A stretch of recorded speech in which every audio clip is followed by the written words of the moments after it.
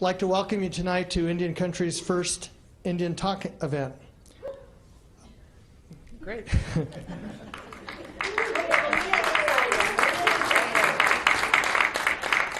I think this will be a lot of fun, and we're excited to launch this in the Midwest region and are grateful for the overwhelming hospitality demonstrated by the local tribes here. Tonight we have 4 remarkable leaders from Indian Country in various arenas to inspire us, inform us, and seed some innovative thinking about contemporary realities facing our people and culture and our future. In other words, we've asked them to give the talk of their life. We have low expectations. We offered 2 options of themes that could inspire these talks, either I for Indian or Back to Our Futures. But knowing these leaders, they're probably going to blow our minds with topics that are significant to them and their nation. So let's get started. Our first speaker tonight is Jacqueline, the Executive Director of the National Congress of American Indians.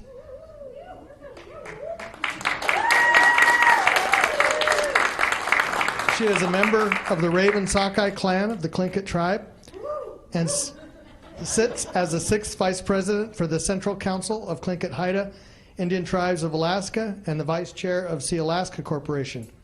She serves on a variety of national boards, including the Leadership Conference on Civil and Human Rights, the George Gustave Heye Center at the National Museum of the American Indian, the Boys and Girls Clubs of America. Prior to joining NCAI in 2001, she served as Deputy Assistant Secretary for Native American Programs for the U.S. Department of Housing and Urban Development. Please give a big round of applause for Jacqueline Haida.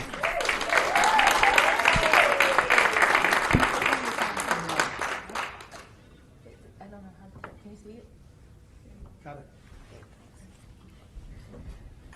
Okay.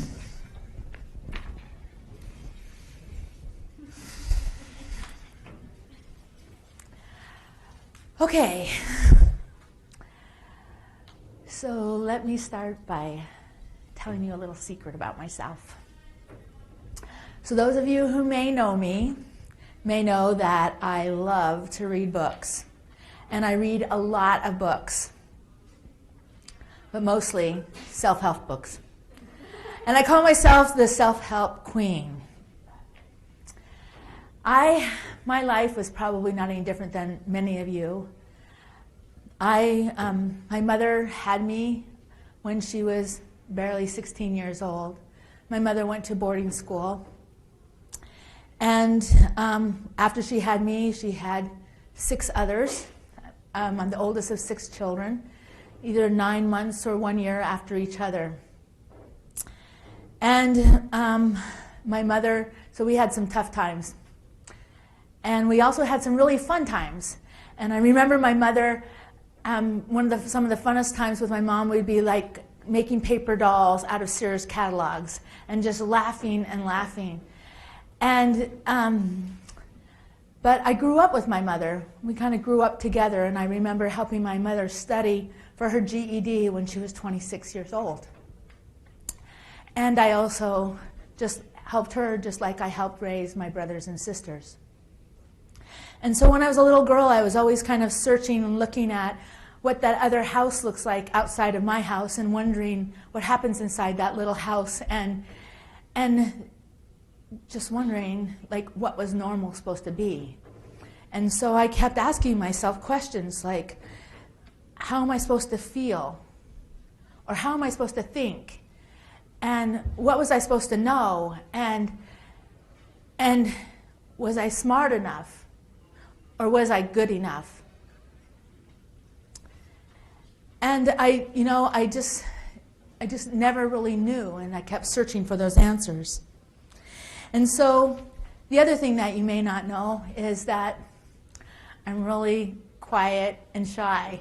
Okay, don't laugh. I know you don't believe that, but it's true. I'm actually an introvert. And when I was a little girl, I would also hide behind the couch, or I would go in the bathroom and lock the door, and I'd read all these books to be able to like figure out what I wanted to be. And so, during the Nancy Drew era, I was going to be a CIA agent. And then I learned everything I needed to know about relationships by stealing my mom's true romance or true stories that were hidden underneath her pillow. And I thought, once again, I was learning what I was supposed to be. And I thought that they were going to teach me the person that I needed to become. But who in the heck wants to be normal? And so too many times we believe the stories that we read, or we let somebody else script our lives, and then we let them write the aspects of our lives that guide us and lead us. And so many times they're not our stories. So we are unique, and we are all Native. Did you know that 42% of our population is Native, our youth, compared to 34% of the U.S. population? And that Alaska Native youth are 30% in Alaska, almost 20% in Oklahoma, and over 10% in Montana, South Dakota, and New Mexico. And in those large numbers, and in those states, we are the people who make the difference in Native vote.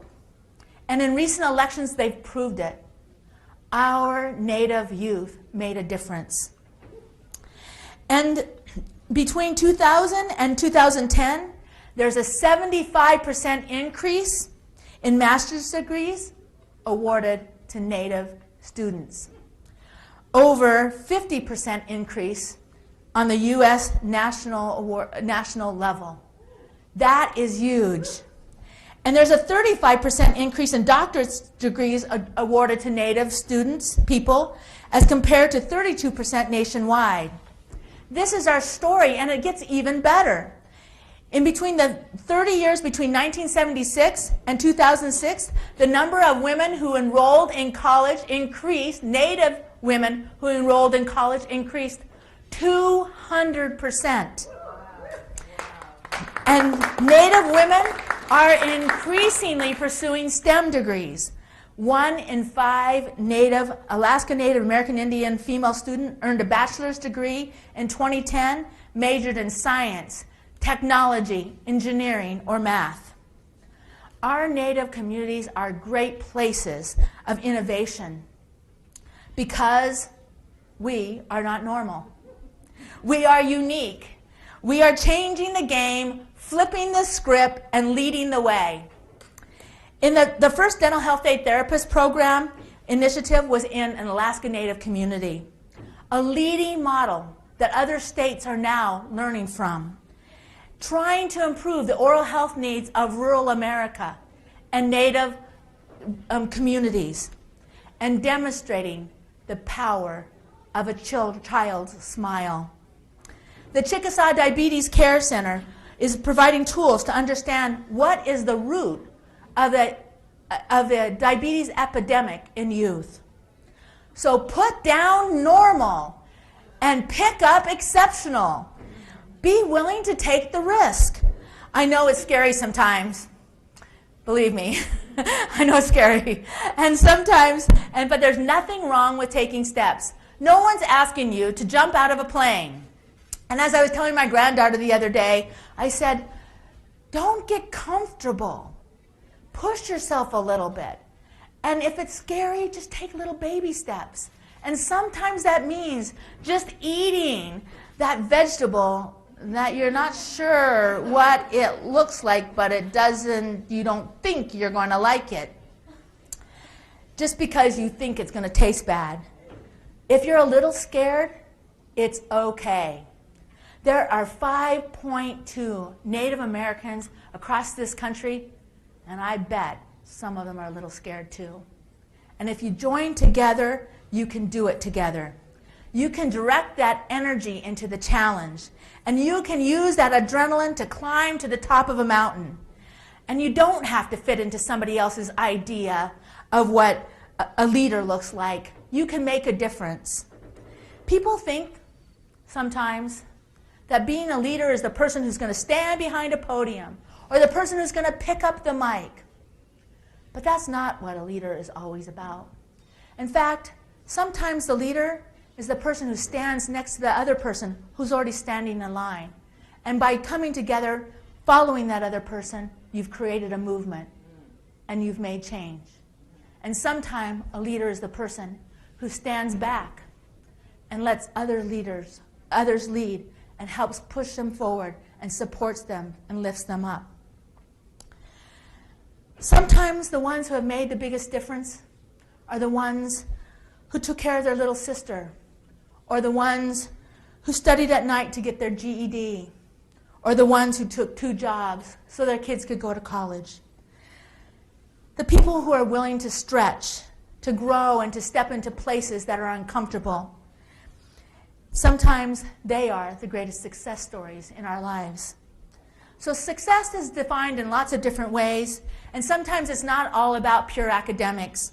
One of my favorite new books is, I love to give book reports, but one of my favorite new books is the book called The Smartest Kids in the World. And in this book, it tries to talk about what are the unique features of all of these countries and their education systems. And they all talk about initially thinking that Korea was soaring forward, and it had the kids that were the smartest kids in the world, and the kids were studying harder, and they're studying harder. In fact, in Korea, the kids study at night, and the parents pay for that, and then they fall asleep during the day when they go to regular school because it's not strong enough, and at night they study even harder, and then Korea starts to dip. And maybe because memorization isn't necessarily sustainable. And the country who is soaring high and still hasn't started to dip at all and keeps soaring is Finland.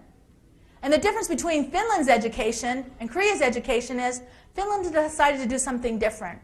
Finland decided that they were going to invest their education dollars in getting the best teachers they could. And the teachers were going to focus in on strategic thinking.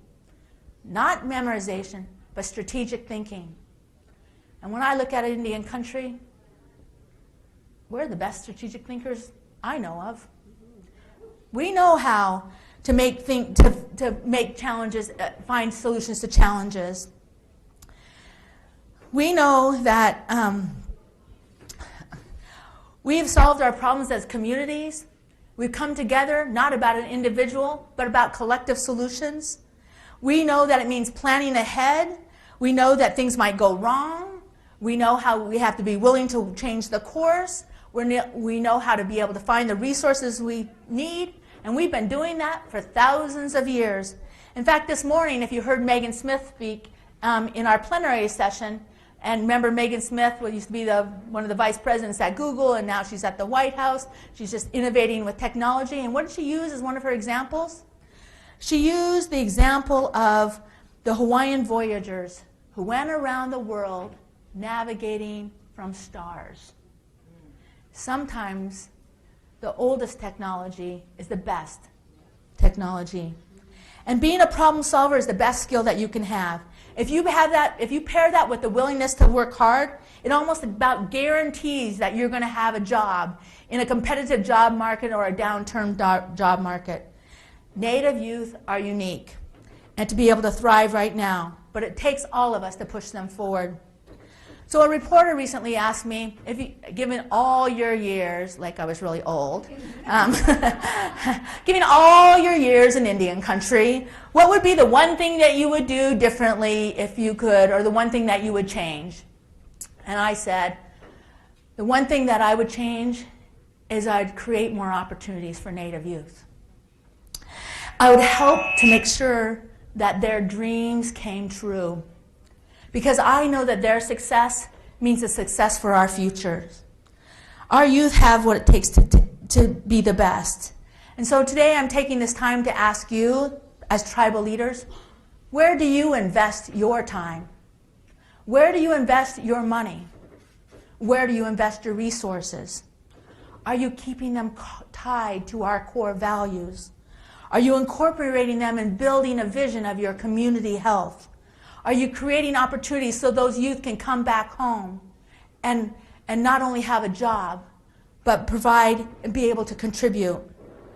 Making sure our youth know who they are, where they come from, is our surest way to be able to turn the tide, to be able to make sure that our youth don't have to be worried about being normal, but that they can actually understand that they are unique and that they are Native. Knowing that these kids have the support and giving them the tools to succeed. It's never too late. My Uncle Johnny was an alcoholic for 50 years. And then he was sober for 20 years. But on his dying day, a couple years ago, I was just holding his hand, and he said, "You know, I thought I was having fun all those years. I thought I knew what fun was." And he said, "It wasn't until I sobered up did I really know what fun was and what happiness was." He figured it out. He figured out that happiness was being a father, being an uncle, being a carver, and not just another statistic in a bottle. Native people know who we are because we're raised in our values. We're connected to our land. We treat each other with respect. We care for ourselves in body and in spirit. And when we aren't afraid, and we aren't afraid to support each other. So I'm here to tell you, as a little girl who never felt normal, but always knew she was Native, make Native the new normal. We have the strategy and the culture of 10,000 years behind us to propel our kids into the future. We have the answers to create healthy communities. Know who you are, connect to your values, and put self back in self-determination. We are exceptional. We are the new normal. We are Native.